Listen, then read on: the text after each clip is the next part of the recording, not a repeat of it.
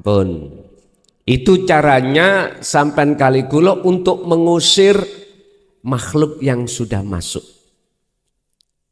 Dalam makalah lain, Allah akan menyalakan cahaya makrifat dalam hati seseorang dikarenakan hamba itu selalu berzikir.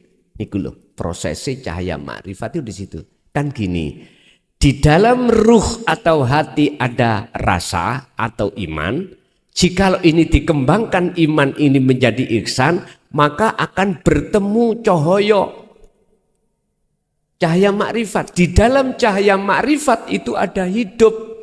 Itulah wujudnya Allah. Akan ketemu.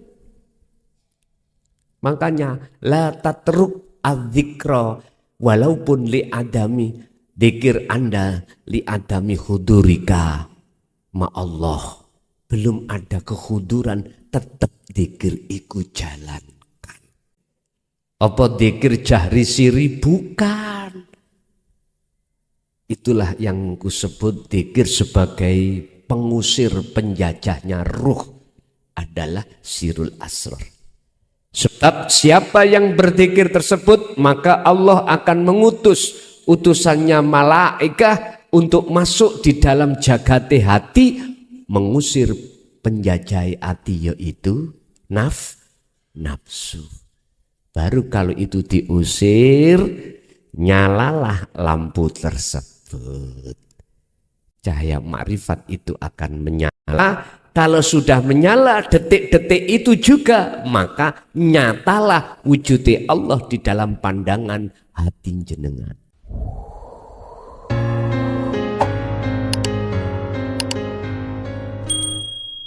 Allah sampun memberikan satu ketetapan terhadap setiap diri manusia bahwasanya lewat sifat basariyah yang Allah tanamkan terhadap diri kita masing-masing sebagai manusia semata-mata untuk menguji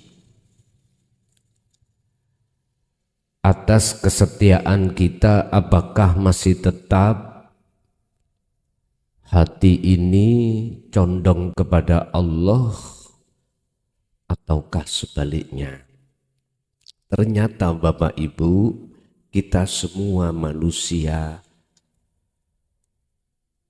mengikuti dan condong terhadap hawa nafsu. Oleh karena iblis atau hawa nafsu diberikan Allah izin dan dijadikan Allah sebagai ujian bagi kita, maka seluruh umat manusia mulai sejak Nabi Adam sampai kapanpun itu iblis selalu menyesatkan ruhaniyahnya dari jalan Allah. Illa ibadaka minhumul mukhlasin. Hanya satu orang yang tidak akan pernah disesatkan Allah, disesatkan iblis adalah hamba yang dipilih. Pertanyaannya kapan? Di antara kita menjadi golongan yang dipilih oleh Allah, kapan? Padahal kita semuanya mengalami penyesatan dari iblis itu sendiri. Allah juga tidak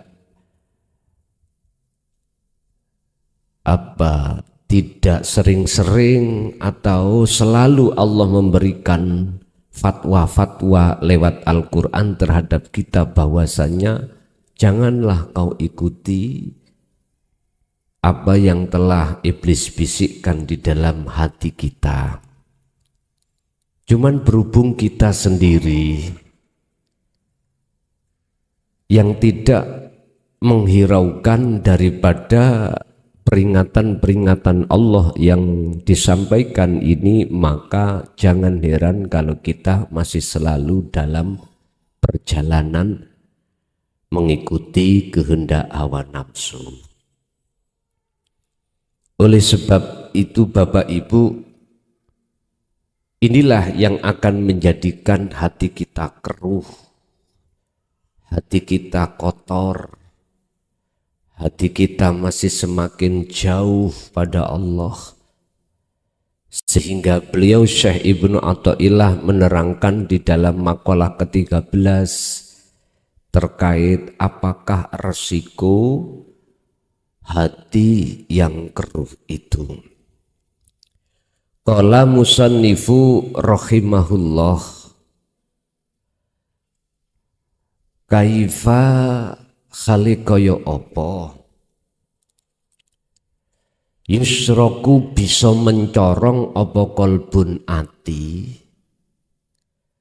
Bagaimana mungkin hati itu bisa mencorong cahaya makrifat pada Allah, sedangkan suwarul akwani utawi gambar makhluk iku muntabi'atun melekat fi mir'atihi ing dalam telengi ati. Bagaimana mungkin cahaya makrifat itu di dalam hati akan mencorong sementara gambar yang melekat di dalam hati kita isinya adalah dunya? Gak mungkin. Walaupun jenengan kali kula ini melakukan ritual ibadah secara makhduf baik di dalam sholat ataupun haji, tetap nggak bisa, Pak. Tetap nggak bisa ruhaniyah itu dikatakan ibadah menghadap terhadap Allah yang diterima, nggak bisa, nggak bisa. Karena hati kita telah jauh dari cahaya makrifat kepada Allah. Terus solusinya bagaimana? Di sini tidak diterangkan tentang solusi, cuman serai kula jelaskan tentang solusi. Kembalilah pada surah Al-Baqarah ayat 54. Di situ secara ringkas ada kalimat faktulu anfusakum.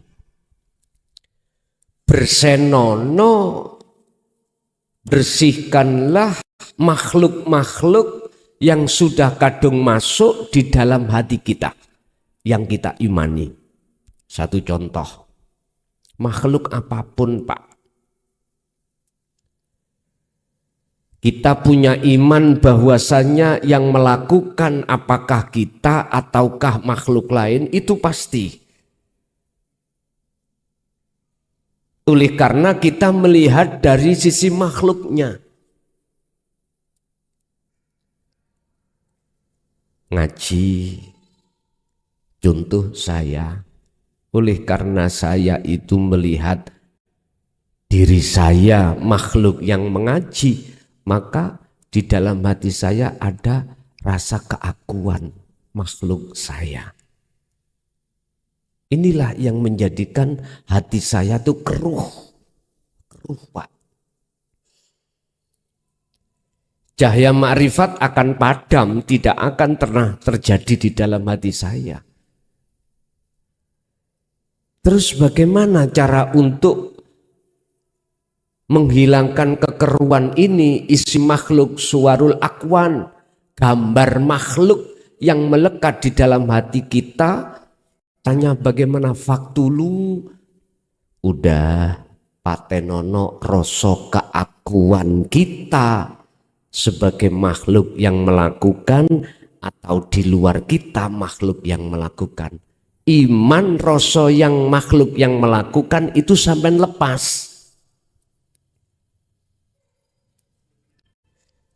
Kalau ini sampai tiadakan rasa keakuan makhluk, maka di situ akan muncul rasa keakuan urip dalam dan di luar jenengan. Jikalau masih belum bisa Maka dalam makalah lain beliau Syekh Ibnu Athaillah mengatakan la tatruk adzikra li adami khudurika ma'allahi ta'ala. Ojo kok tinggal no dzikir itu. Tetap lakukan terus. Walaupun li adami khudurika ma'allah. Walaupun tidak ada kekhuduran hatimu terhadap Allah, tetap lakukan dzikir itu. Tetap. Sebab dengan cara menghilangkan rasa keakuan makhluk di dalam diri kita inilah faktulu anfusakum. Cara untuk membersihkan, menghilangkan makhluk-makhluk yang sudah melekat di dalam hati kita. Sehingga iman kita terhadap makhluk yang melakukan. Bapak Ibu, jenengan sudah tahu laksana baju kalau kotor, itu harus dicuci. Tingkatan kekotoran itu juga ada yang ringan, ada yang sedengan, ada yang berat. Tergantung kotoran yang melekat. Kotoran sing paling melekat, sing wangel iku garwa. Jenengan kali kula sik merasa punya garwa, iku garwaku. Gak lagi gak perempuan. Iku anakku. Iku dunyaku. Paling ngawabut niku tentang syahwatud dunya wa zuyyina linnasi hubbus syahawah. Pertama garwa. Nomor 2 konatiril mungkontoroh, anak. Ketiga walbanin, anak. Konatiril mungkontoroh yang ketiga dunya brono, sandang pangan papan. Kongkon ngelepas iki duduk omahku. Oh wabet nggih. Apa maneh garwa. Duduk garwaku. Wabot. Tapi iku wajib, Pak. Secara ruhaniah wajib sampai tiadakan. Sampak-sampak mohon maaf. Jangan disalahkan. Para masyayikh kita dulu, para aulia dulu, sampai tinggalkan bojo anak dunya brono secara fisik ya di situ alasannya. Padahal itu hanya secara rohania. Oleh karena beliau berpendapat berhubung aku nyedeki garwa, mesti merasa itu garwaku. Wis tinggal ae. Urusan buri dipek wong terserah. Wabot Pak nggih. Wabot. Dulu zaman antara yono, antara wayah yono ngilmu mudah Pak. Sekarang antara bugo, antara wayah bugo badokan. Murah sandang, murah pangan, murah garwa. Sampai tinggal di tenggone PA, Pengadilan Agama pedotan niku sak pirang-pirang, Pak. Lho nggih. Kula niki sering ngetutake warga kula niku cerai iku sik nom-nom ngono. Si anak siji, anak loro. Makane sampeyan golek pedotan wakeh ning PA.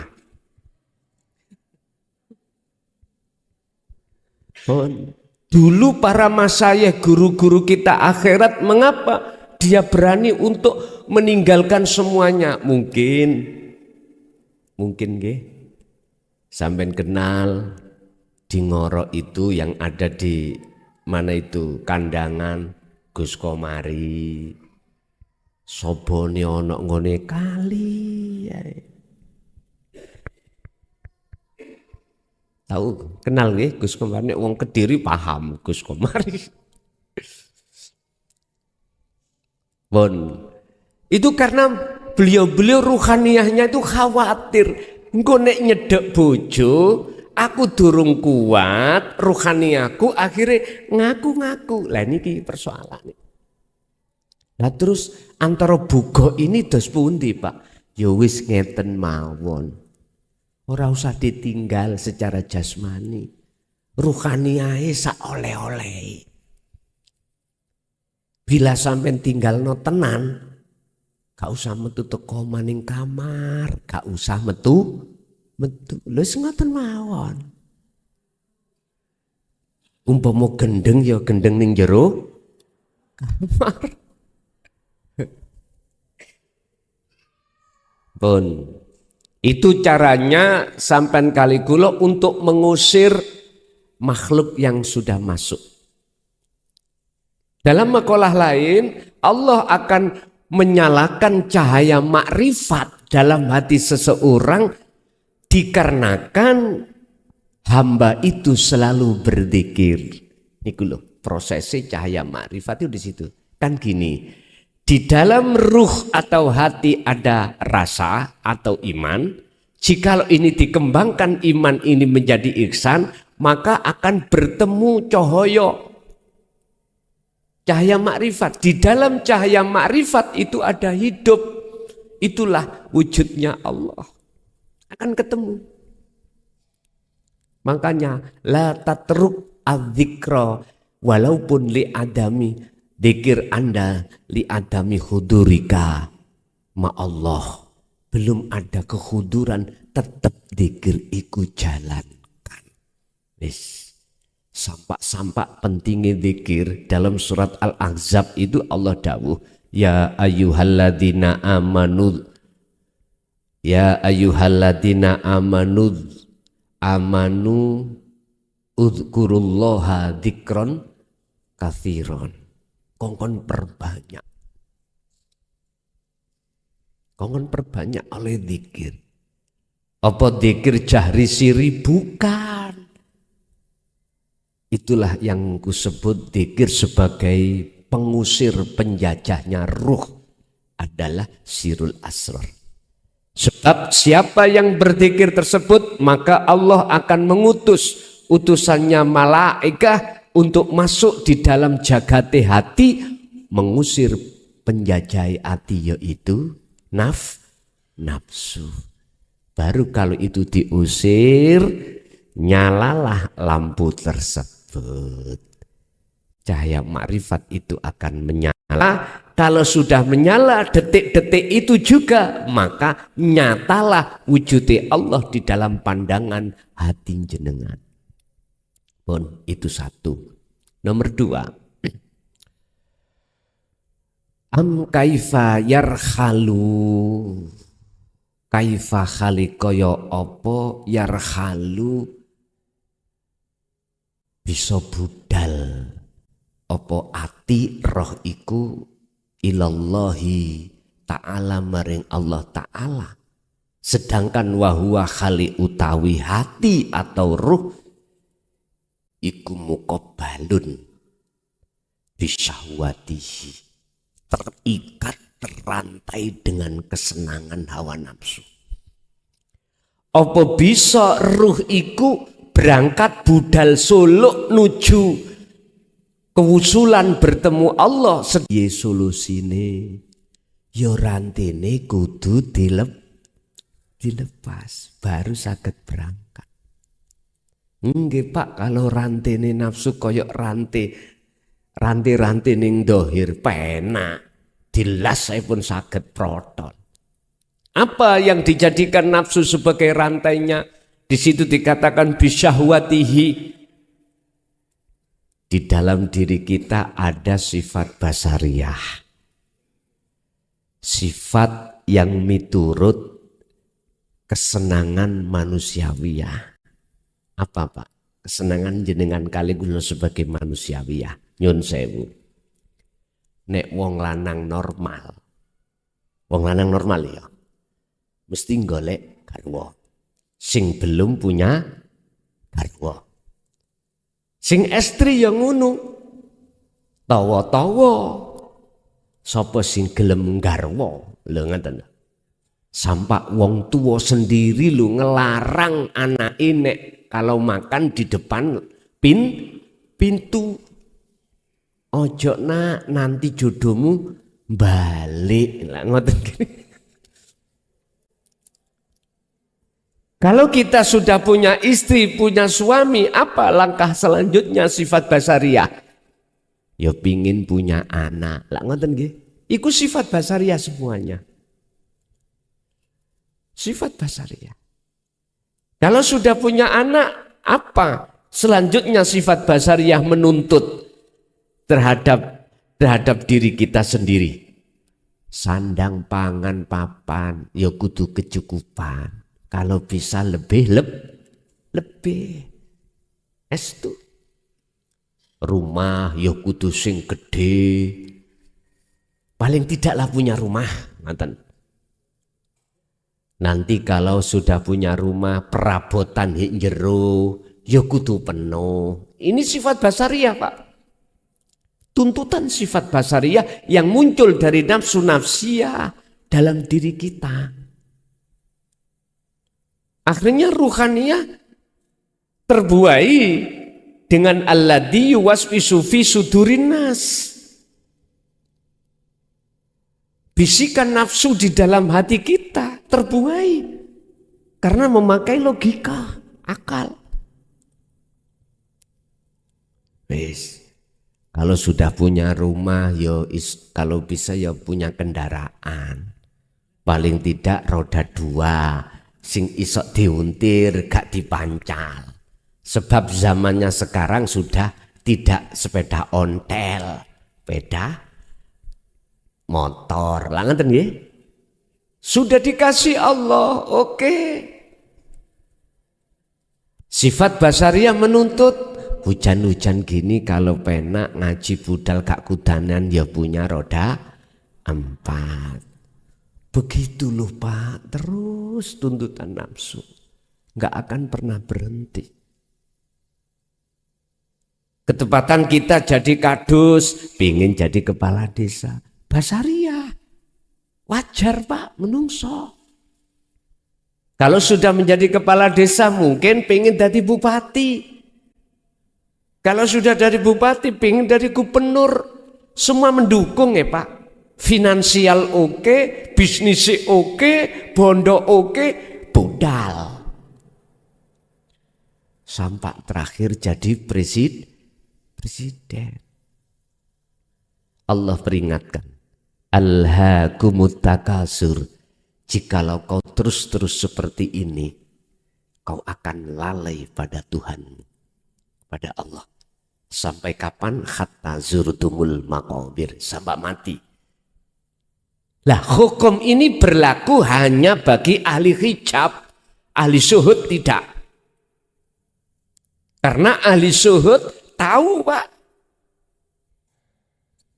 dilarang oleh Allah tidak boleh berbuat fasad, kerusakan di atas bumi. Bukan bumi yang kumaksud niki dunyo.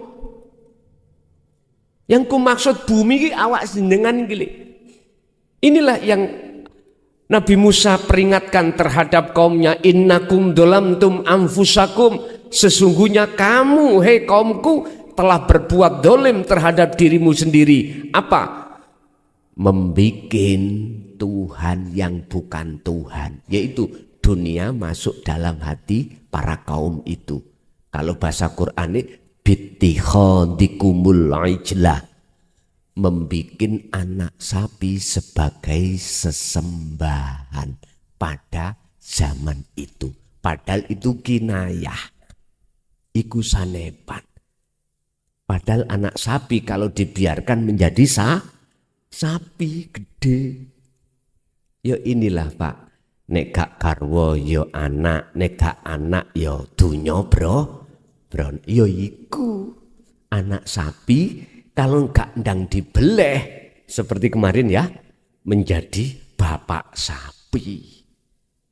Makanya bapak sapi langsung beleo. Mboke sapi sampean beleo, cek gak mana disebut anak sapi.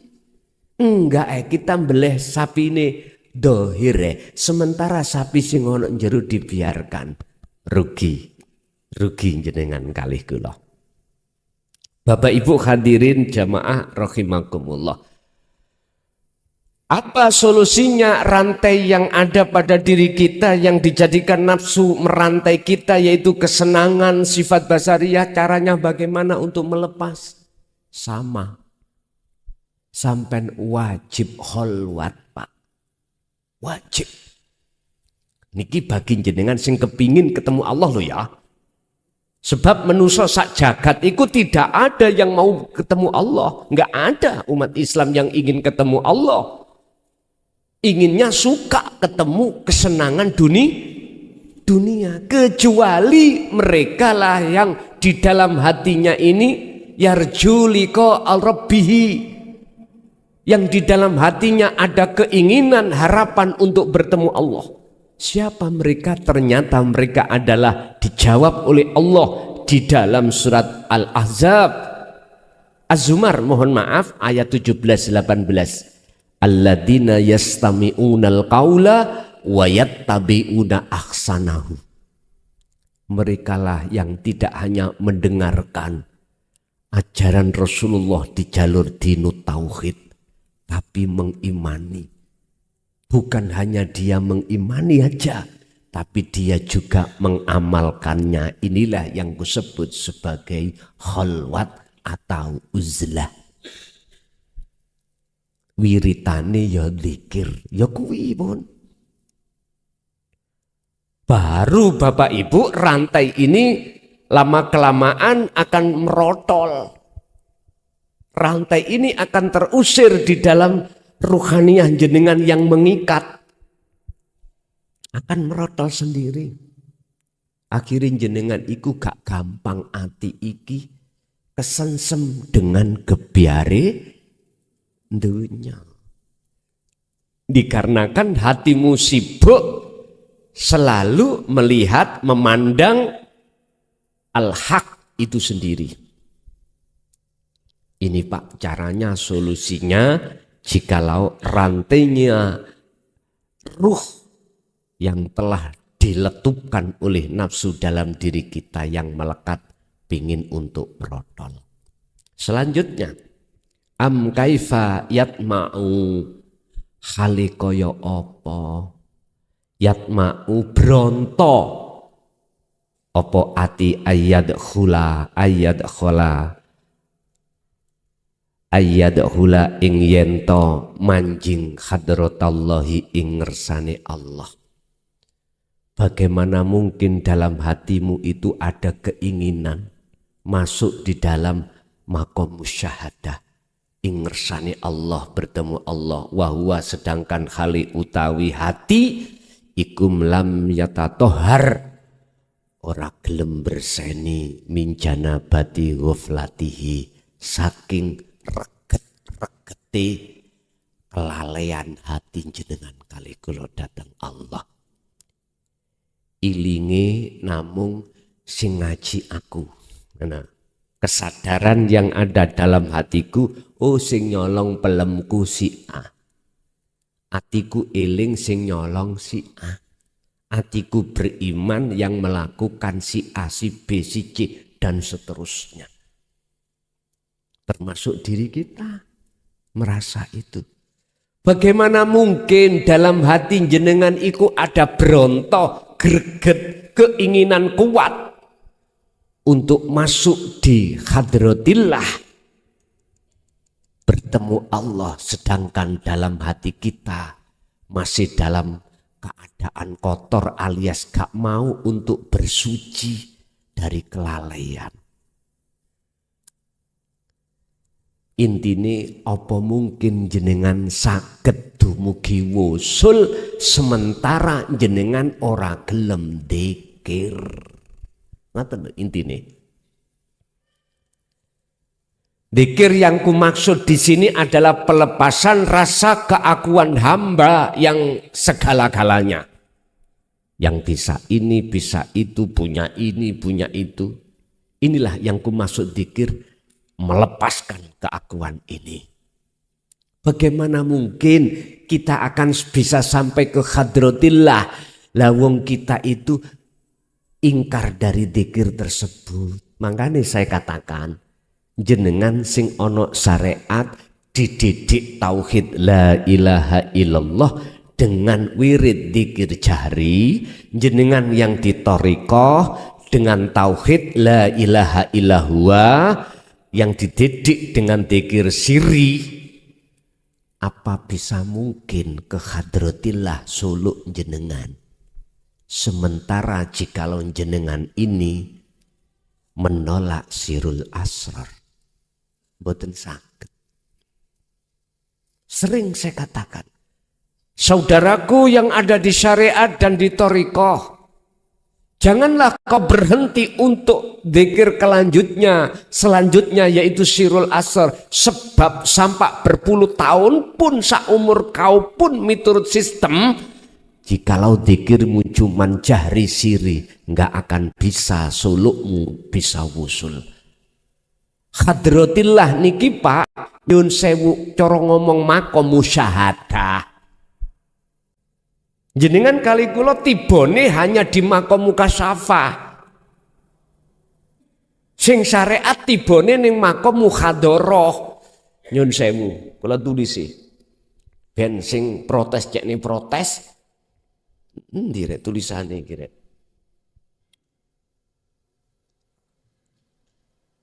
Lah iki. Nek jenengan geding ambek aku, geding gak apa-apa. Nek jenengan tolak sampean tolak ora apa-apa. Kula mboten enten paksaan untuk percaya dengan keterangan ini kok.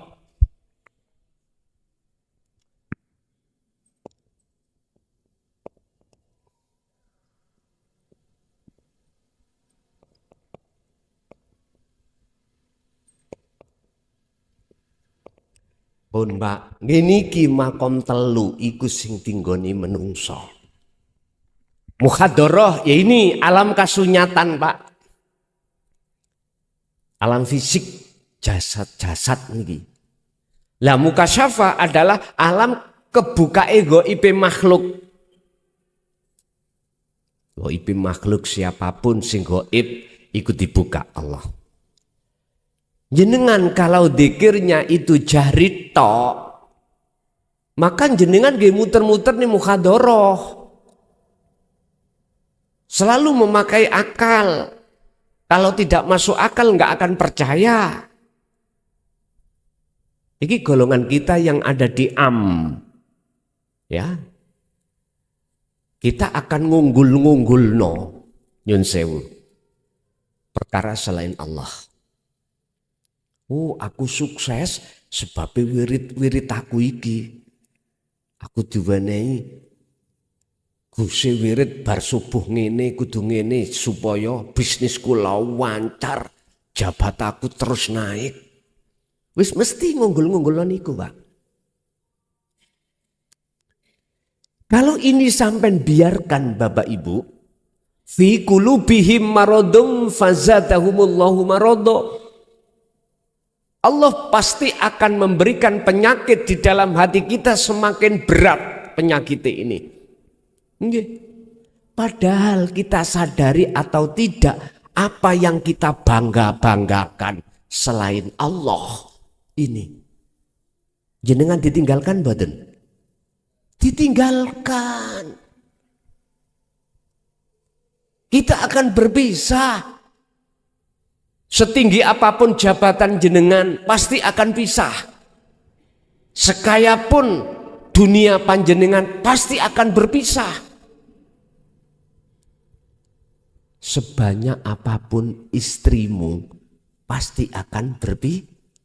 Ngono ae waktu sik enom gagah-gagahe wes sapa sira sapa ingsun ora ngerti. Bayu pun fi qulubihim maradun fazadahumullahu marada. Terus no tutuk no karepmu jari Gusti Allah. Tapi ilingo kuwi di dalamnya itu penuh dengan siksaku yang tidak kau ketahui.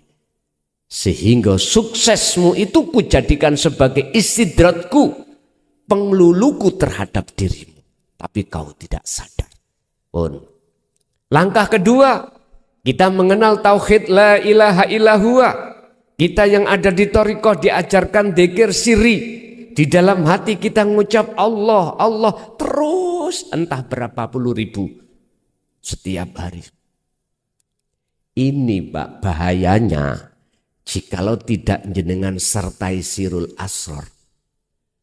Jeduke jenengan pol-polane ning makom mukasyafah kekancan sampan adalah gaib makhluk, bisa muncul karomah dari cahaya, bisa muncul karomah dari nar, api, tergantung ilmu sing sampean lakoni. Geni ambek sentolop iku iso dibuat dijadikan mencari ayam yang hilang. Ya. Mungkin jenengan dulu pernah ada istilah ilmu putih, ilmu hitam. Dengan ilmu hitam jenengan iku bisa mendatangkan nar, apa? Cahaya yang ditimbulkan dari api. Ada tamu pitike ilang didelok saged padang. Oh si A si nyolong. Ilmu putih berarti malaikat. Jenengan ono tamu nyun sewu, bojoku iki selingkuh maneh apa gak? Tahu? Iya. Kalih tiang pundi? Kalih tiang mriko lho pundi? Tiang kencong. Omahe ngadep ngidul. Ngoten. Rambutnya rada dawa dedek. Nggih ketinggal gambar ngoten niku. Jika goleki dompet ilang, nyun sewu Pak. Dompetku isine surat-surat penting niki Pak ngoten. Wonten pundi? Oh digawa wong kae, mang ceblok digawa wong kae wis paranono nang omahe. Ana tamu teka, nyun sewu lho ya. Nyun sewu. Duwe masalah. Masalahe gara-gara bapak iki mang selingkuh, bojone njaluk pegat gak gelem disopo. Jangankan disopo, dijak kelone gak gelem, mingkur minggat nang wong tuwane. Terus datang arepe ngomong langsung dilokno raimu kaya bedes. Bojone wong kok gagahi. Kaget mboten jenengan? Loh, Mbah Yai durung tak omongi kok pun semerap. Lah ngeten nggih. Mesti umumnya sampai nuduh iku wali. Nggih mboten? Tolong tak klarifikasi. Apa sih wali? Jamak dari aulia. Artinya kekasih Allah. Ciri kekasih Allah iku mboten teng mriku. Kembalilah ning Quran. Ala inna aulia Allah la khaufun alaihim walahum yahzanun. Memang ada kekasih Allah itu yang dibonusi karomah, wonten, ada yang tidak Pak. Artinya karomah kasyaf itu tidak dijadikan sebagai tanda dari kewalian seseorang pada Allah. Tidak bisa, niku batal. Estu. Utange akeh moro Mbah Yai estu kula niki berutang mboten saged mantuk tolong sampeyan dudono nomor sok rebu ngarep misale ngono tangger akhir diterawang kali Mbah Yai mang wis kuwi aja mulih-mulih ya saiki dina apa saiki dina Selasa meni Rebu meni ae mulia saiki bengi ana kene bersenono WC-ku bersenono ngarepe omahku. Mergae ning kono wis beliaunya sudah diketahukan oleh Allah. Akhirnya pinter oleh ngerames nomor WC piro ya. Hati kitabe dibuka nggih. Ketemu Pak, piro WC ku. Wis. Terus iki aku kok ngon bersih-bersih ning lahane Mbah Yai yo. Dibersihni. Njukuk sapu. Sapu nomor piro yo? Nah. Lungutan kok ya pas Gusti Allah ngijabahi gitu ya Pak ya. Heeh. Cocok. Loh, mesti jenengan mastani, wah iki waline Allah. Ngerti sadurunge terjadi. Maneh karomah lagi. Jenengan iki dolanan kliwar-kliwire malaikat alam malakut tampak. Estu. Malaikat Israel kare mau njukuk bebek nih. Kate nandi bebekmu meneh jam 10 tak jupuk. Oh ngono ah. Ya wis. Ketemu ditakoki, "Ndi, Mam?" Bibik dikandani. "Bek, sampean meneh gak ono, Bek. Eblas ae. Aku sik ketok sehat ngene kok." Anak dikandani. "Bebekmu meneh dijupuk Gusti Allah jam 10. Wow, sampai niku disiki kersa. Lah ngeten nggih. Ndelalah nggih, Pak. Akhirnya jawaban sampean ya apa? Nuduh jenengan sebagai kiai ini mang waline Allah. Loh, niki jalur-jalur kasaf, Pak. Jenengan ya nyun sewu salat sak salat, wirid sak wirid, apapun niku jagongane kali Nabi Khidir, Nabi Ilyas. Wis macam-macam. Ya Allah. Niku lak makhluk sedaya toh? Makhluk. Niki bahaya kanggo jenengan manakala jenengan belum dititah luhuri diizini Allah membawa dzikir sirul asrar. Niki akan menjerat jenengan kali kula. Terjerat jenengan. Makanya saya sering katakan, saudaraku yang ada di syariat ataupun di thariqah pada umumnya, lekaslah sertakan dzikirmu itu dengan sirul asrar. Jari harus bersirul asrar, siri harus bersirul asrar. Percaya gak percaya saenake udelmu. Aku gak ngongkon percaya. Buktikan kalau tidak percaya silahkan. Berpuluh tahun jenengan iki mau berzikir 1 dan 2, 3 belum. Aku yakin tidak akan pernah bisa wusul. Ingat. Syekh Ibnu Athaillah gak ngawur, Pak. Ngarang makalah iki mboten ngawur. Mesti beliau itu berdasarkan ijtihad. Cuman tidak diketahui oleh ulama-ulama syariah atau thariqah, enggak diketahui. Ijtihad beliau itu lewat khalwat. Akhirnya Allah membimbing langsung terhadap beliaunya. Muncullah makalah. Enggak bisa kita sampai ke hadratillah, masuk di dalam maqam musyahadah. Selama kita itu tidak membawa kunci di maqam musyahadah. Kuncinya adalah sirul asr, muncul dari la ilaha illa anta.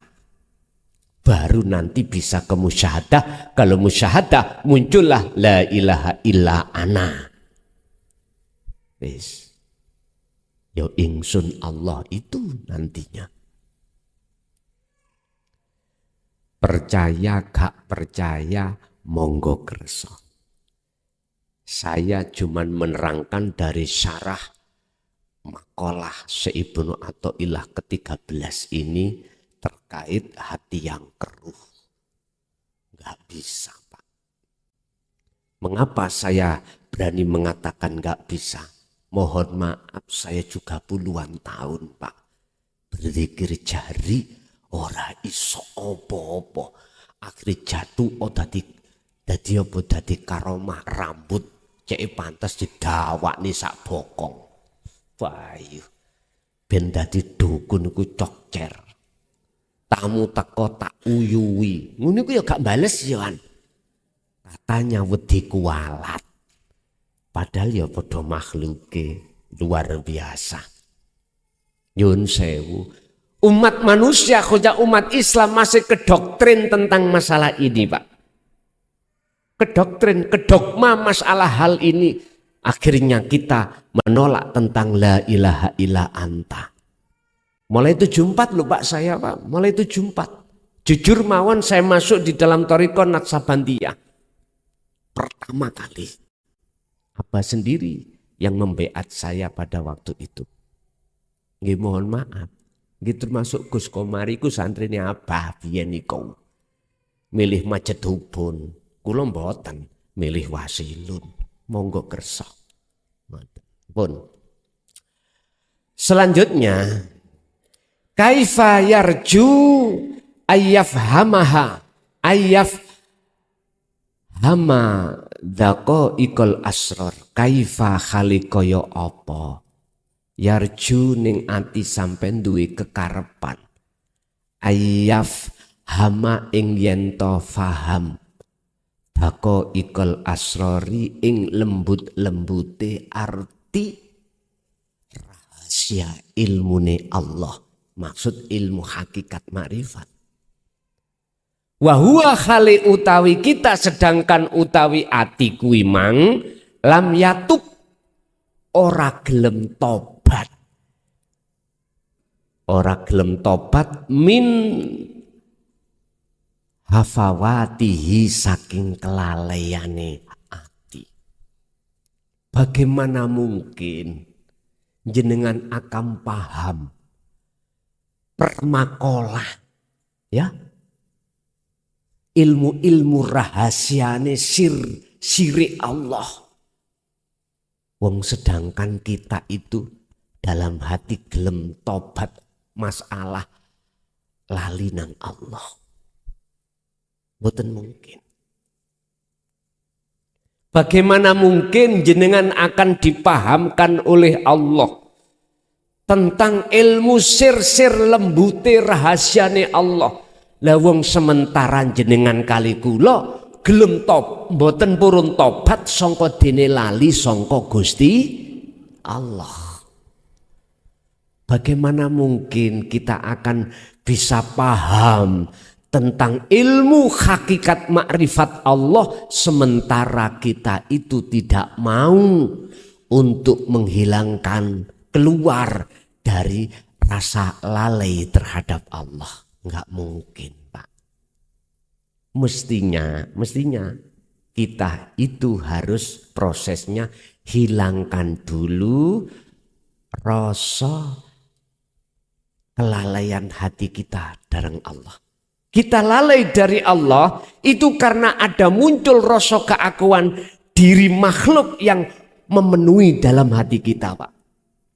Ini kudu dibersihkan dulu. Kalau ini sudah bersih, maka dako ikul asror, lembut-lembute rahasiane ilmu Allah yang bagaimanapun Anda akan paham. Makanya membaca makalah hikam ini jenengan nek dereng ni musyahadah, mohal tahu makosidul a'domnya. Paling bahasa kinayah itu pun belum menjangkau kita. Makanya orang yang belajar makalah di dalam kitab hikam mohon maaf. Niki nek mboten ten gurune sing sudah sampai musyahadah. Tuas ngentut. Tahu tuas ngentut? Ambune wis. Tapi nek jenengan iku mau sampun cetha ning musyahadah, maca sak maca iku mau jenengan ibarati wong ngentut gak ambu badhet tapi ambu wangi. Itulah nanti jenengan akan dibukakan maksud Al-Qur'anul Qadim itu di situ, Pak. Tanpa dinulis tapi bisa Anda baca. Maksudnya faham jenengan. Maksud daripada wahyu yang tersirat dari Allah itu akan paham sendiri. Selanjutnya, terakhir pun, niku makalah yang terakhir. Terus intinya bagaimana biar ngertos dako ikul asror. Pertama, yo ngaji dulu. Kita mengikuti ajaran Rasulullah di jalur tauhid, di jalur hakikat. Dinut tauhid, wis nek gak paham yo teko, Nek wis paham gak usah takok, cek gak ngebek-ngebeki WA ya. WA ku lho kari 3.000. Dadi sing WA mulai sejak tak umumno niku tak hapus, mlebu tak hapus gak tak jawab. Lah aku nyelesekno sing wis-wis. Sing hampir 1 bulan iki tek. Hanyane belum diweni Allah kesempatan lho Pak. Kula hitung wau kanten 3.000 pira ngono. Mek didik 3.013 apa piye man. Mboten napa-napa. Tak selesekne dulu baru takono. Mengki tak umumno. Pun Pak, bingkile sampun ready semuanya. Monggo sepeda motor sing rusak sampean dandakno kene tak jawab lho ngoten mengki. Pun tenang mawon. Pun Bapak Ibu, kalau kita sudah paham tentang ajaran dinut tauhidnya, bagaimana cara menghilangkan keruhnya hati, yaitu khalwat dengan dzikir, lakukan itu terus. Maka jikalau sudah ke musyahadah makom terakhir, musyahadah itu makom persaksian yang benar. Makom bersaksi yang benar itu adalah yang menyaksikan dan yang disaksikan itu pelakunya tunggal.